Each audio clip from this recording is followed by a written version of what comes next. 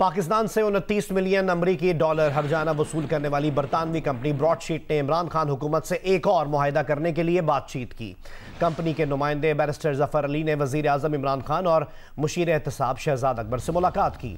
जियो news के नुमाइंदे मुर्तज़ा अली शाह से खुसूसी बातचीत में ब्रॉडशीट के चीफ एग्जीक्यूटिव कावे मूसवी ने इंकशाफ किया है कि शहजाद अकबर ने उन्हें बताया कि जफर अली से मुलाकात के लिए उन्हें पाकिस्तान की एक बहुत ताकतवर शख्सियत ने कहा था।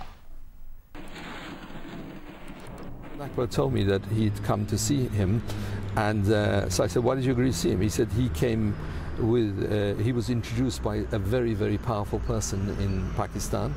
I couldn't refuse to see him, but then after I saw him, I realized that he's not a person to be dealing with, and I effectively showed him the door. Because Imran had just come to power, and the new government, and they were seeking new channels, and the idea was, look, the previous people, a bunch of crooks, and we intend to investigate these things properly, and we're going to give you a new contract. I said, fine. When Zafar Ali contacted me, I agreed to meet him, and then the rest is history, as you know. I asked Shahzad, and he said to me, yes, he came to see me. I said, well, if you didn't trust him, why did you see him? He said, well, he was introduced by a very, very powerful set of people. Wow. And I thought I better see him. And I said, is that how you do things? Is that what a human rights lawyer does? Just because people are powerful, you see them? He said, oh, realities of Pakistan.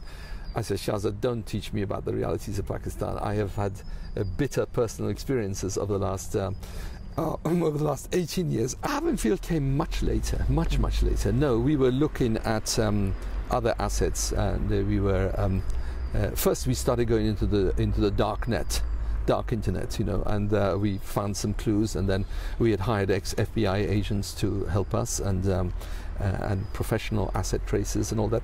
Avonfield came much later. Avonfield was, it's become a story, hot story. I see the Sharif family are making out as though the court decision in London exonerated them. My message is it did nothing of the sort. What it did do is because we withdrew the application because we'd already found enough money to cover the judgment, and we let it go.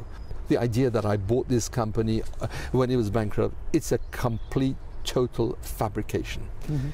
It's not just a spin, it's a fabrication. Shahzad Akbar lies when he says that, and I'm saying this to the camera. He lies when he says I bought Broadsheet when it was bankrupt. I continued to fund Broadsheet to bring it out of bankruptcy, put it on the register in order to bring the action. The contract was signed by Musharraf government. The contract was ended by Pervez Musharraf government.